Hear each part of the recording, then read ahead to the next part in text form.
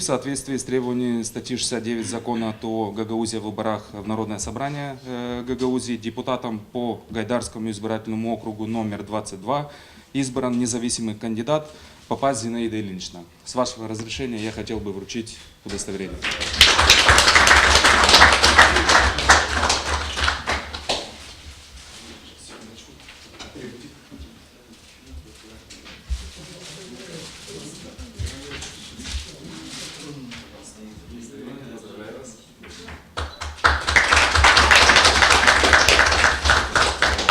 Самая большая проблема в нашем селе – это вода.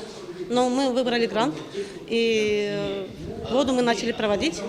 А остальное – убирать мусор в селе, чтобы был порядок, школу, садик.